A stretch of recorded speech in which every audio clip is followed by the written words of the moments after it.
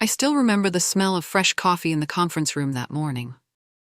The sun was bright through the glass walls, making everything look perfect and shiny. Just like Greg's fake smile.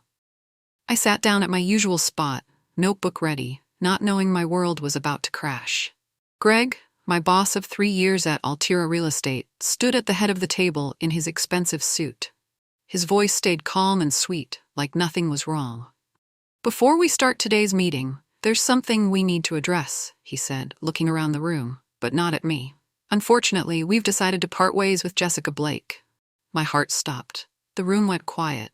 20 pairs of eyes turned to me. "The role demands someone with sharper instincts," Greg continued. "Real estate is fast, and frankly, Jessica hasn't been able to keep up." My face burned hot. I couldn't breathe. 3 years of late nights, saved deals, and perfect reports, gone in one sentence. "You can clean out your desk after the meeting," he added, already moving on to the next topic.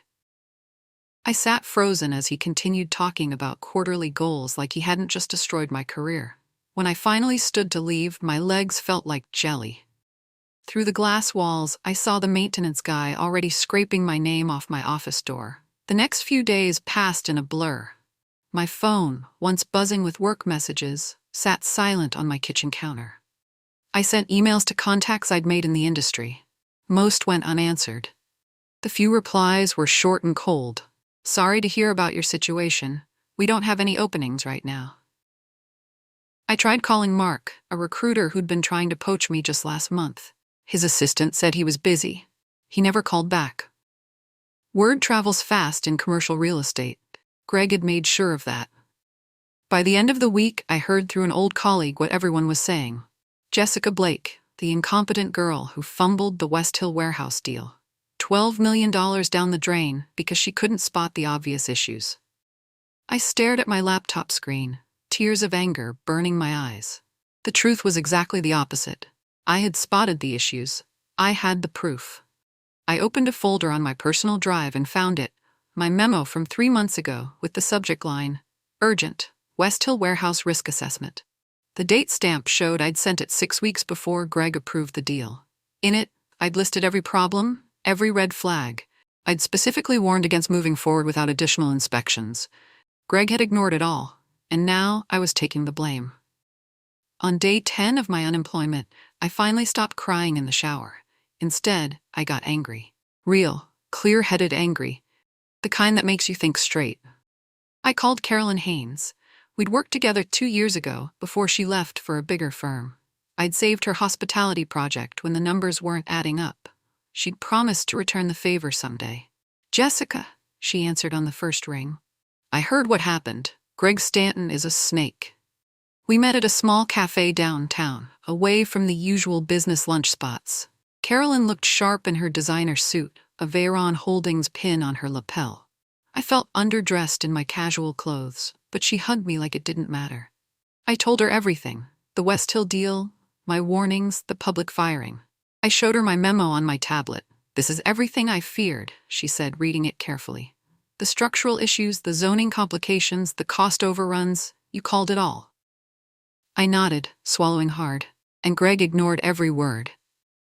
Carolyn set down her coffee cup with purpose. Her eyes narrowed as she leaned forward. "What Greg doesn't know is, we're buying his entire portfolio." My heart skipped. "What?" "Veyron Holdings is acquiring Altira's commercial division, including everything Greg oversees." Carolyn's words hung in the air between us. I struggled to understand what this meant for me. "We need someone who knows those properties inside out," she explained. "Someone who can tell us where the problems are hidden, who understands the real value beyond what's in the official reports." I sat up straighter. "I managed most of those acquisitions. I know every square foot, every tenant issue, every maintenance problem they've been hiding." "Exactly," Carolyn smiled. "How would you like to come work for Veyron as a strategic consultant? You'd report directly to me during the acquisition." My mind raced. This wasn't just a job offer. This was a chance to show my real value, to correct the record. "I'd want full operational control of the review process," I said, surprising myself with my boldness. "Complete access to all records and personnel." Carolyn raised an eyebrow, impressed. "Done."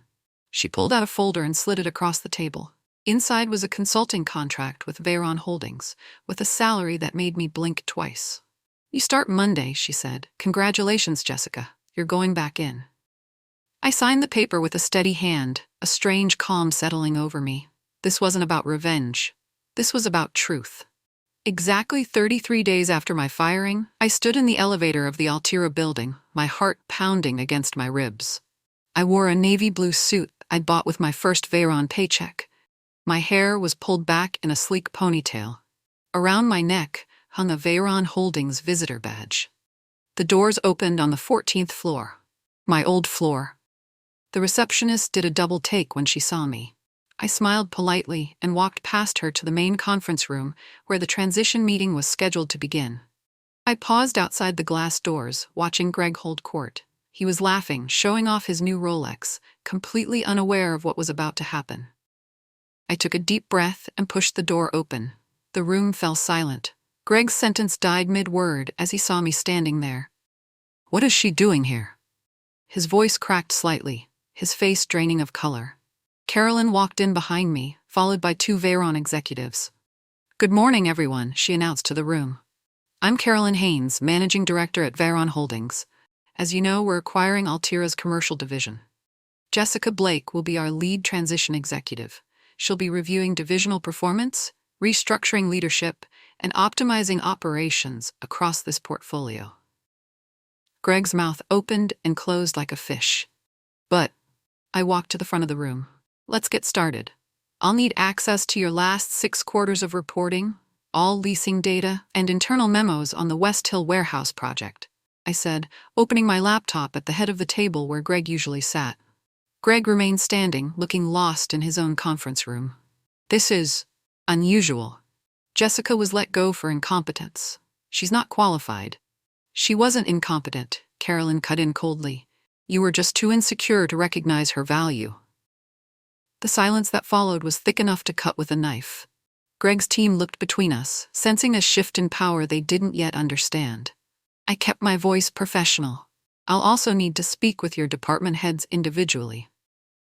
We'll start with a full audit of your division, given the discrepancies we've already noted in preliminary reviews." A junior analyst named Tyler raised his hand. "I can pull those reports for you, Miss Blake." "Thank you, Tyler," I said, remembering how he'd avoided eye contact when I was packing my things. Greg tried to regain control. "I should oversee what information is shared during this transition." "That won't be necessary," I replied, not looking up from my screen. "Veyron now has controlling interest in this division. Full transparency is required." As everyone filed out to gather the requested materials, Tyler slipped me a folder. "There's more," he whispered. "You'll want to see this." That night, I spread the documents across my dining table. Official reports showing solid returns on one side, Tyler's unofficial documents showing the truth on the other. The discrepancies were shocking. Properties listed at 85% occupancy were actually hovering around 60%.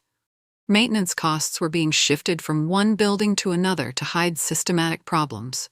And the Westhill warehouse, the deal Greg had blamed on me, was worse than even I had realized. Greg had not only ignored my warnings but actively concealed them from upper management. He'd approved the deal, knowing it would eventually collapse, hoping to flip it quickly before the problem surfaced. I marked inconsistencies in red, creating a map of deception across quarters and properties. The pattern was clear. It wasn't just incompetence, it was deliberate misrepresentation. And Greg's signature was on every document. I focused on one memo in particular, dated just days before the Westhill approval. Greg had written, "Adjust occupancy projections upward by 20% across reports. We need these numbers to secure the board's approval." I marked it with a bright red sticky note. This was the smoking gun, proof of knowing misrepresentation. At midnight, my phone buzzed with a text from Carolyn. "Finding anything interesting?" I snapped a photo of my document-covered table and sent it back. Her response came seconds later. "Perfect. Keep digging." The next day, I set up meetings with Greg's team members. One by one, they came to the small office Veyron had set up for me, across the hall from Greg's corner office, with its expensive view. "Everything you say is confidential," I assured each person. I'm trying to understand how decisions were made, not assign blame to staff who were following orders. Most were cautious at first, but as word spread that I was actually listening, people started opening up. We were told to change numbers on reports, admitted Lisa from accounting. If a property wasn't performing, Greg would tell us to move expenses around to make it look better on paper. He called it temporary reallocation, added Marco from operations. Said all firms did it to smooth out reporting. By my 5th interview, a clear picture was emerging. Greg had created a culture of fear and manipulation, where questioning his decisions meant risking your job. Did anyone ever push back? I asked Keith, who'd been at Alira even longer than me. He glanced nervously at the door. You did, that's why you're gone. I kept my face neutral, though my heart was racing. Was there documentation of these reallocations? Keith hesitated, then nodded. Greg kept a separate spreadsheet. He called it his balancing act. I recorded every word, saving the files securely in Veyron's protected server. I ran into Greg in the break room on the 3rd day. I was pouring coffee when he appeared beside me, flashing his trademark smile. Jessica, he said, voice dripping with false friendliness. I think we got off on the wrong foot. This transition is stressful for everyone. I stirred cream into my coffee, keeping my face neutral. It certainly is. I hope we can start over, he continued, leaning against the counter. Water under the bridge, right? We're all professionals here. I gave him a small smile. Of course. His shoulders relaxed slightly, thinking he was making progress. I decided to test him. I'm particularly interested in the Willowbrook development, I said casually. The numbers there seem creative. Greg froze, coffee mug halfway to his lips.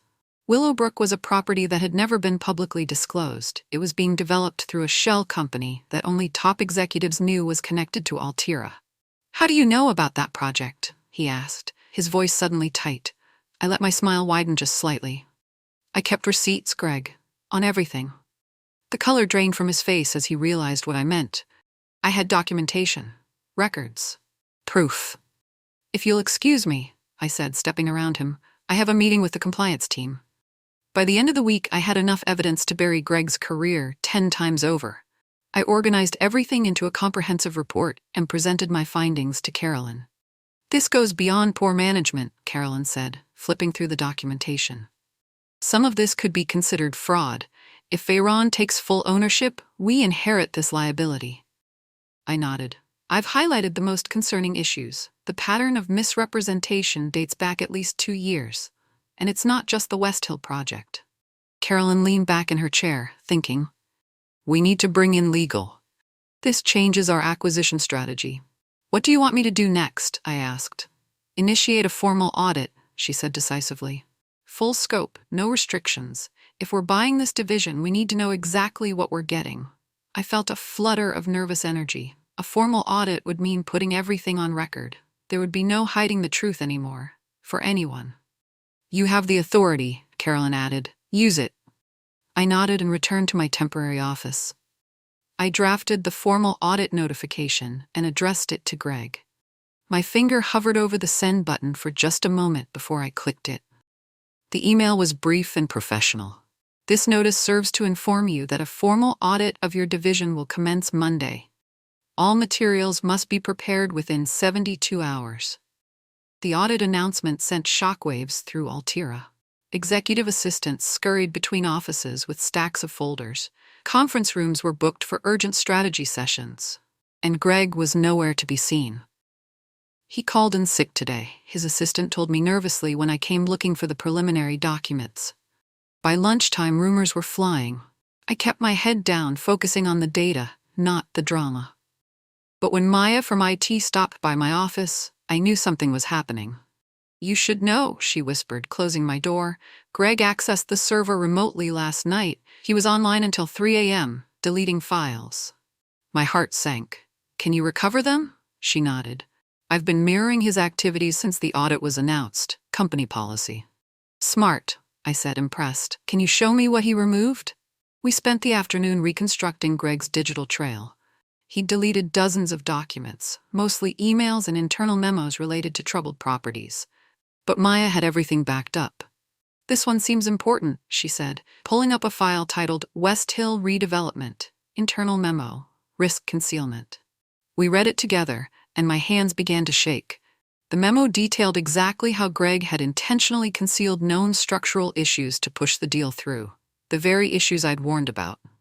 He knew, I whispered. He knew all along. And he blamed you for it, Maya finished. The next morning, I printed the recovered memo and walked straight to Carolyn's office. I didn't email it or call ahead. Some bombs needed to be delivered in person. He deleted this, I said, placing it on her desk, but IT recovered it. Carolyn read it slowly, her expression hardening with each paragraph. The memo was dated 2 weeks before the Westhill approval and addressed directly to Greg. Critical structural issues identified. Recommend immediate halt to acquisition. Potential liability exceeds $4 million. Suggest renegotiation or withdrawal. And at the bottom, Greg's response, handwritten and scanned. Proceed as planned. Bury the report. We need this win for Q3. Carolyn looked up. This directly contradicts everything he told the board about Westhill. He said nobody saw these problems coming. I saw them, I said quietly. I warned him in writing. He fired me to cover it up. Carolyn's eyes flashed with anger. This isn't just mismanagement anymore. This is deliberate deception. She picked up her phone and dialed her legal team. Change of plans. I want a complete leadership removal strategy for Alira Commercial. Yes, immediately. When she hung up, her face was set with determination. He's not walking away from this clean. Keep going, Jessica. Find everything. Greg missed our scheduled audit meeting the next day. His assistant looked nervous when she delivered his message. He's having car trouble, she said, not meeting my eyes. He'll reschedule for tomorrow. I smiled politely. That's fine. Please tell him the audit continues with or without his presence. By afternoon, Greg had also canceled his presentation to potential investors. By evening, he'd rescheduled all his meetings for the following week. He's panicking, Carolyn said when I updated her. Good. That night, I received a company-wide email from Greg. Due to personal matters requiring my attention, I may need to step back from some responsibilities temporarily. Please direct urgent inquiries to my team. I forwarded it to Carolyn with a single question mark. Her reply came minutes later. Legal says he's contacted outside counsel. He knows we're on to him. I sat at my kitchen table, staring at my laptop screen. After years of watching Greg take credit for others' work while dodging responsibility for his mistakes, justice was finally catching up to him. Part of me had expected to feel triumphant. Instead, I felt strangely calm. This wasn't about revenge anymore. It was about truth, about fixing what had been broken. I sent a short reply to Carolyn. Should we slow down the audit? Her answer was immediate. Absolutely not. Full speed ahead. On day 5 of the audit, I received an anonymous email from inside Alira. The subject line read simply, "You should see this." Attached was a draft memo Greg had written but never sent. It was addressed to Altira's executive committee and dated just days after my firing. The recent performance issues in commercial division stem primarily from personnel failures. Specifically, the decision to promote Jessica Blake to senior manager last year proved disastrous. Her lack of judgment and failure to identify risks led directly to the Westhill collapse. I recommend a thorough review of our hiring and promotion practices to prevent similar mistakes. I read it twice, a cold feeling settling in my stomach. Even after firing me, he'd planned to further destroy my reputation to protect himself. I didn't respond to the email. I simply saved the document to my growing file of evidence, labeling it Exhibit 27, Attempted Defamation. Later that day, I passed Greg in the hallway. He was on his phone, looking stressed. When he saw me, he quickly turned away, pretending not to notice me. I almost felt sorry for him. Almost. Because while Greg was hiding, I was finishing my formal audit report. A comprehensive, meticulously documented account of every deception, every manipulation, every failure of leadership under his watch. It was devastating, and it was bulletproof. I spent the entire weekend finalizing my report. 98 pages of detailed analysis with supporting documents, witness statements, and financial records. I organized everything by project, by date, by impact severity. The executive summary was brutal in its clarity. Under current leadership, Alira Commercial Division has systematically misrepresented asset performance, concealed material risks, and engaged in accounting practices that violate both company policy and industry standards. I sent the completed report to Carolyn Sunday night. By Monday morning, she had called an emergency meeting with Veyron's executive team. "This changes everything," she told them. "My report, open on the conference table. We need to completely restructure this acquisition." The CEO of Veyron, a stern woman named Patricia Morton, read through the key findings. "This level of mismanagement borders on criminal," she said, looking up at me. "You've done extraordinary work, Miss Blake." "Thank you," I said, trying to stay professional despite the surge of validation I felt. "We need you to present these findings to Alira's board," Patricia continued. "Tomorrow morning? Can you do that?" I nodded, my heart racing. "Yes." Carolyn squeezed my shoulder. "You built this case. You should be the one to deliver it." "And Greg?" I asked. Patricia's expression hardened. "Let him try to explain himself to the board." The next morning felt surreal. I stood outside the same executive boardroom where I'd sat through countless meetings, always somewhere in the middle of the table, never at the head. Now, here I was, about to lead the most important presentation of my career. When I walked in, the room was already full. Alira's board members sat on one side, Veyron executives on the other, and there, at the far end, was Greg. He wore an expensive suit as always, but his usual confidence was gone. He looked pale, almost gray, his eyes darting nervously around the room. Carolyn introduced me and then stepped aside. All eyes turned to me as I connected my laptop to the projector. "Good morning," I began, my voice steady. "I've completed a comprehensive audit of Alira Commercial Division, focusing on portfolio performance, reporting accuracy, and management practices." I clicked to the first slide, a simple graph showing reported versus actual occupancy rates across properties. The lines diverged dramatically. As you can see, there are significant discrepancies between what was reported to this board and the actual performance of these assets. An older board member leaned forward, adjusting his glasses. "These differences are substantial." "Yes, sir," I agreed, "and deliberate." He turned to look directly at Greg. "You approve these numbers?" Greg shifted in his seat, his confidence crumbling visibly. "I can explain." For 2 hours, I presented my findings. With each new slide, each new revelation, Greg seemed to physically shrink. By the time I finished, the board members were exchanging looks of shock and anger. The chairman spoke first. "This is deeply disturbing. We'll need time to review this in full." Veyron's CEO nodded. "Of course. But our acquisition terms will need to be renegotiated in light of these findings." After the meeting, Greg was escorted to a smaller conference room where Alira's legal team was waiting. I watched through the glass as they spoke, their expressions grave. Greg kept shaking his head, running his hands through his hair. An hour later, Carolyn found me at my temporary desk. "They've given him a choice," she said. "Resign quietly with a modest severance, or face a formal misconduct investigation that could lead to legal charges." "What did he choose?" I asked, though I already knew the answer. Greg always took the easy way out. "Early retirement, effective immediately," Carolyn confirmed. "The paperwork just needs final signatures from the transition team." From me, she meant. I would be signing off on Greg's exit package. When the documents arrived in my inbox that afternoon, I reviewed them carefully, checking every detail. Then I signed my name neatly at the bottom. As I clicked submit, Greg passed by my office. He tried to make eye contact. I kept working, not looking up. The day after Greg's departure, Veyron announced its restructuring plan for Alira's commercial division. I was named Interim Director of Operations, responsible for stabilizing the portfolio and implementing new reporting systems. My first task was addressing the mess Greg had left behind. I met with each property team, reviewing their challenges and resources. No fancy speeches, just honest conversations about what needed fixing. "We've got 3 major tenants threatening to leave Parkview Plaza," reported Sam, a property manager who'd always been straight with me. "They say maintenance requests have been ignored for months." "Make them our top priority," I told him. "We'll allocate emergency funds to address their concerns immediately." Carolyn had given me authority to approve up to $50,000 per property for critical repairs, something Greg had never allowed without weeks of bureaucratic delays. By the end of the week, We'd resolved 2 tenant crises and identified solutions for a dozen more. The team's mood was cautiously optimistic, a welcome change from the fear that had permeated Greg's reign.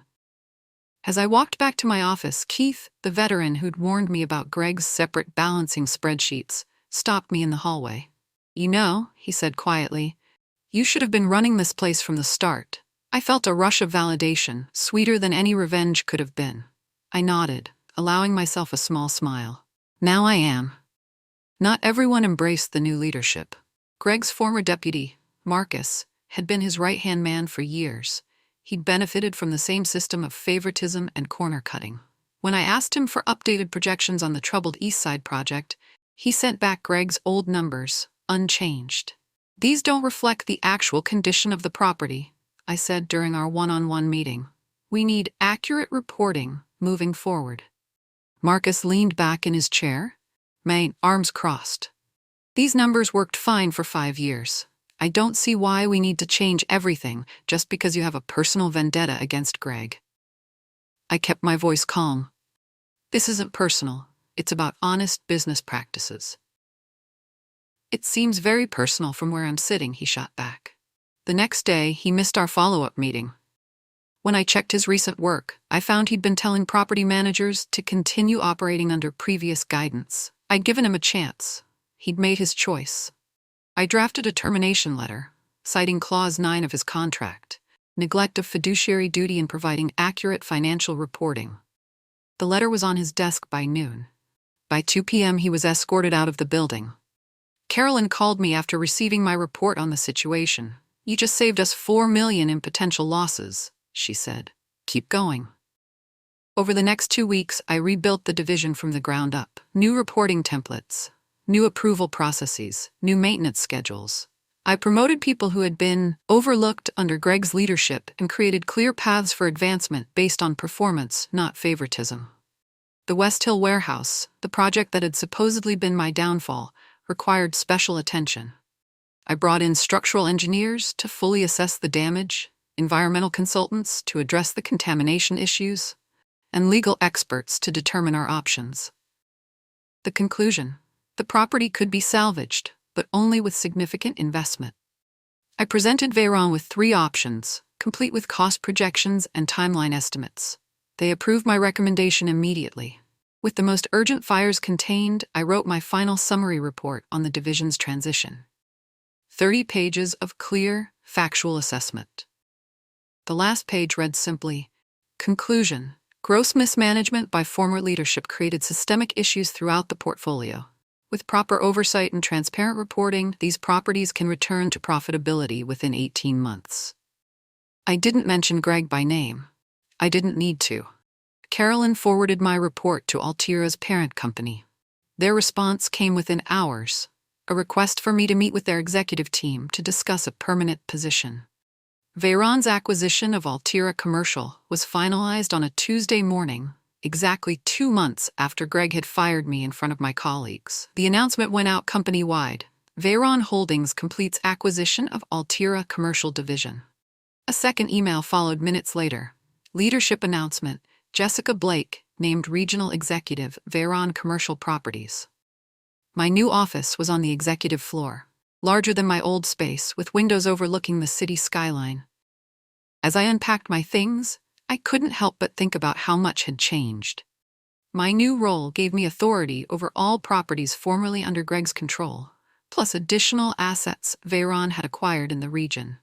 My team was twice the size, my budget 3 times larger. During my afternoon walkthrough of the building, I passed by my old office, the one I'd been forced to clear out in humiliation. The door stood open, the room empty except for basic furniture. The nameplate was gone, leaving only faint marks on the wall where it had once been mounted. I paused, allowing myself a moment to remember the pain of that day, the shame, the anger, the fear. Then I continued down the hall, back straight, eyes forward. That chapter was closed. This was a new beginning, not just for me, but for everyone who had suffered under poor leadership. "Miss Blake," my new assistant appeared. "Your next meeting is ready." I nodded. "I'm coming." 3 months into my new role, I discovered something disturbing. During a routine financial review, I noticed a discrepancy in one of the earliest properties Greg had acquired, a small office complex called Riverside Center.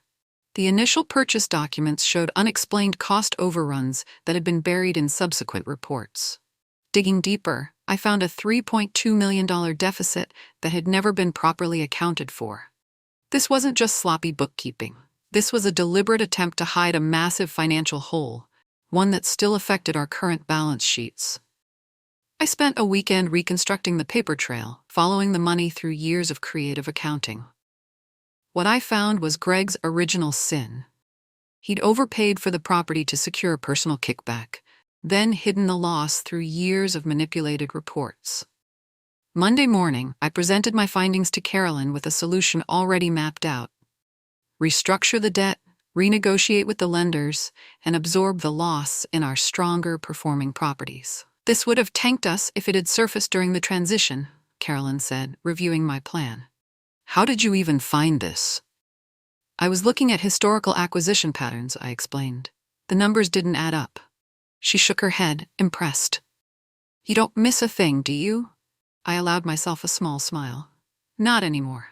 Within 48 hours, we had contained the financial damage. Another crisis averted. I received an unexpected email from Tyler, the junior analyst who had first slipped me the folder of hidden documents. I need to apologize, he wrote. When Greg fired you, I believed the rumors. I laughed with others about the incompetent girl who couldn't handle pressure. I was wrong. Watching you work has changed how I see leadership. I remembered the pain of those whispers, but also how fear had ruled under Greg. I typed a simple reply. You'll do better. That's what matters. Later, I spotted Tyler in the break room looking nervous. I'm putting together a task force, I said. I need people who spot problems before they become crises. Interested? His face brightened. Absolutely. 6 months after my return, Veyron announced a major expansion. Our revitalized commercial division had outperformed all projections. My permanent office was finished that week, a corner suite with a door that opened with satisfying weight. My name on a simple plaque, Jessica Blake, Regional Executive. The view overlooked Alira Tower, the flagship property that had once been Greg's pride. Now it was part of my portfolio. I gathered my presentation materials for the quarterly review. Honest numbers, clear assessments, no tricks, no hidden disasters. As I walked to the meeting, employees nodded respectfully. I'd earned my place here through competence, not politics. I remembered standing in this same doorway, devastated and humiliated. How different things looked from the other side. 1 year after Greg fired me, I closed the books on our most successful quarter yet. Every property was thriving. Tenant satisfaction had doubled, and we'd just expanded our portfolio by 30%. In my detailed quarterly report, I never once mentioned Greg Stanton's name. Not once. He had become irrelevant to our success. On my desk sat a small crystal award, Executive of the Year. I thought about how far I'd come. Success wasn't about being the loudest or taking credit. It wasn't about putting others down. It was about doing the work, standing by your principles, and having the patience to let truth reveal itself. I walked out of the building and into the cool evening air. Greg had once told everyone I was incompetent, but I hadn't fought fire with fire. I'd simply done my job. Sometimes the best revenge isn't getting even. It's getting better.